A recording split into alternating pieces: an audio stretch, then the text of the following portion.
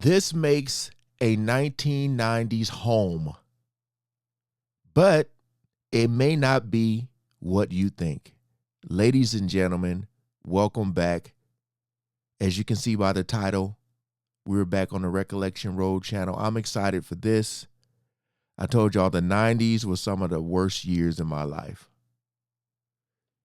A lot of times we didn't have no food, no electricity, sleeping on the floor, no hot water.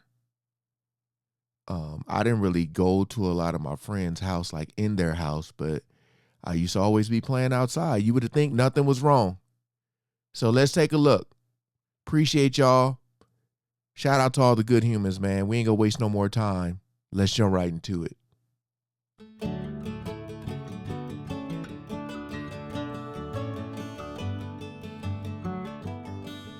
The 1990s home is one that is often overlooked as not having a distinct style. But as you think back on that time, you find that there were plenty of distinct things that make a home a 1990s home. Back to the Yes, the Future. things were pretty neutral, but the objects around the house are what define the decade. CDs. During the 1990s, wallpaper and solid color walls were out, while texture was in. Sponge painting walls became ultra trendy, and the do-it-yourself trends of the 1990s made this the perfect way to dress up a room.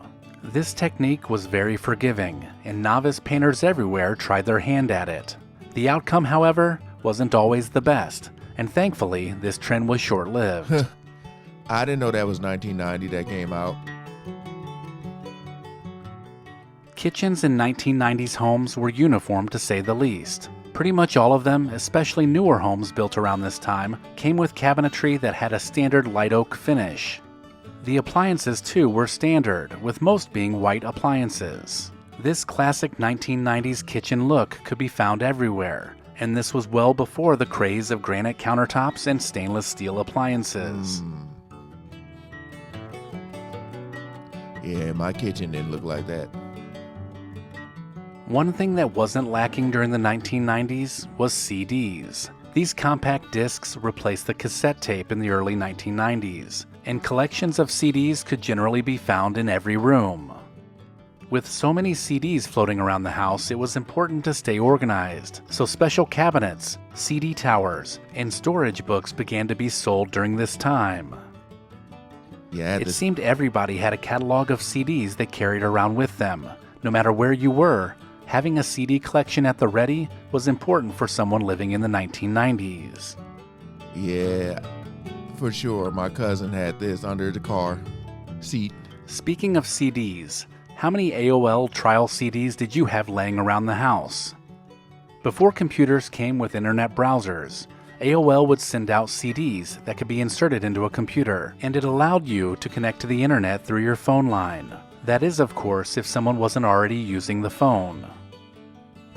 In addition to the early ways we connected to the internet, our desks most likely had a massive beige monitor that would take up most of the space. Lava lamp. These monitors were big, even though they had a relatively small. Hold on. I'm just trying to see what's on this desk. You got Zelda. I had a Game Boy. I remember that. Got a Sonic Cup. A Rubik's Cube. Batman.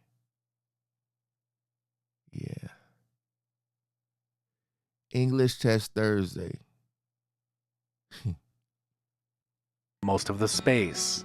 These monitors were big, even though they had a relatively small screen size, but they allowed us to see into the world of the internet for the first time.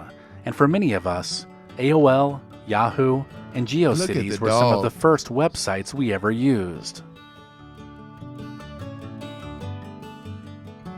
During the 90s, VCRs and the VHS tapes were the main ways we consumed movies at home. Some of us had only one VCR in the living room, and usually somewhere nearby you could find a cabinet that organized all of the movies. Some people had the wooden drawers for VHS tapes, while others just lined them up on the shelves. The library of movies you owned was always an important part of entertaining, and it was also fun to see what movies everyone else owned. There is no doubt that the 1990s was all about entertainment. The big screen TVs, the movies, the music, but there had to be a place to contain it all, and the huge wall entertainment center was how they did it. Look at that. This large piece of furniture had built-in doors and drawers that stored everything away nicely when it wasn't in use. This kept the living room looking good, but it could open up and become the entertainment hub of the house at a moment's notice. The only limitation to these giant wall units was the size of the television it was designed to fit. Yeah. Dang. Oh! Back in the early 90s, things were moving pretty fast. Music was changing, the internet was emerging, and even roller skating was getting an upgrade. Inline skates, or rollerblades as they became known, thanks to the company that popularized them, became the new way to get around. These futuristic skates looked like moon boots, and kids of all ages seemed to have a pair. My man said... The addition of a pair of rollerblades to just about any activity made it more edgy and cool, and for a time, they could be found in most homes. My man said moon boots. Never thought of it like that. Who didn't own a pair of tall freestanding speakers during the 1990s? All of us were in search of the... Ain't gonna lie. A few years ago, I had these in my living room downstairs. Not these exact ones, but something like it. My father-in-law gave them to us, and we used to use that for our speakers until we end up getting that thin, long box. Yep. Boy, if you had these in your house, let that, some of that 80s, we growing up, when I was young in the 80s, my father, wait, what did he have? I don't know. But they used to play music loud from their room, and I would hear it in the living room when we lived in these apartments, and boy, they be dancing. Did they have big speakers? I don't know. The best sounding speakers, and no living room or bedroom was complete without a set. These sometimes large speakers sounded better than the standard built-in speakers, and everyone wanted to hear that chest-pounding bass. During the 1990s, movies and music were just better with loud speakers. Yeah. When is surround sound and all that? Oh. If you were into video games during the 1990s, there is no doubt you owned a Nintendo. But throughout the 90s, new Nintendos were released, 64. And they continued to integrate new technology and better graphics into the gameplay. James Bond. Starting with the Super Nintendo in 1990, and later the Nintendo 64 in 1996, it seemed that everyone had one. This was the beginning of the end for outside play, as everyone wanted to be barricaded in a bedroom playing video games by the end of the decade.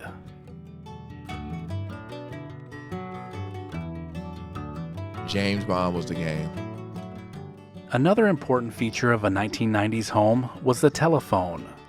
This critical communication device was once tethered to the wall by a cord, but not during the 1990s. Technology had evolved, and telephones were now wireless and could be taken anywhere within the house. Sure, the metal antennas were prone to breaking, and sometimes they were left off the charger and would die, but the freedom provided by the cordless telephone had us wanting more. And by the end of the decade, the Nokia cell phone would give us even more freedom to talk on the phone.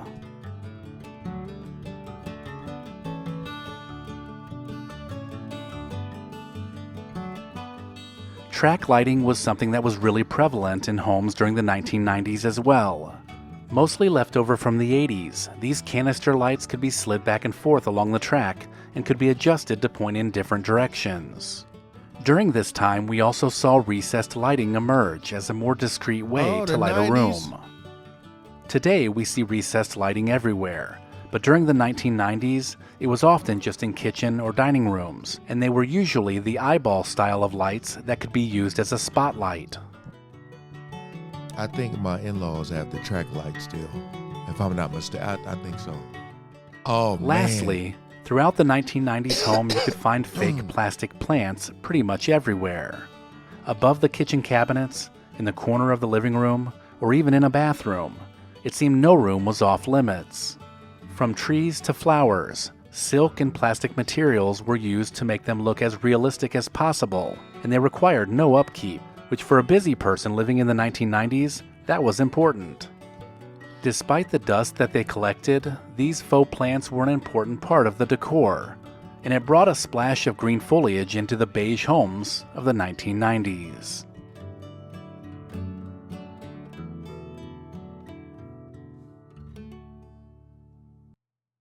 Man, like I said, the 90s was like the worst for me because that's when there was a lot of drugs and violence. And, you know, I'm a little older now, so I'm recognizing what's going on around me. You know, it's just crazy. Like, you go from outside to playing with your friends, basketball, football, just whatever the case may be. And then them street lights come on, it get dark. You go in the house and it's just dark in there. And just like, it's just wild. I would go to my grandma's house until it was time for me to like, because we lived across the alley. But you go into a house, man, and it's just dark. And it's just like, golly, what is this, man? You have to almost just force yourself to sleep because that's all you could really do. So, although I'm seeing all this stuff in these houses, like, I think some of my family members might have had it, like cousins. At my grandma's house, we had the big TV with the small TV on top. I'm trying to remember who had one of those entertainment centers. I know somebody had it. I can't recall who. But again, appreciate you guys coming over and watching, man. Shout out to the Recollection Road channel. Hope you guys enjoyed. If so, go ahead, like, share, comment, and subscribe. Peace out.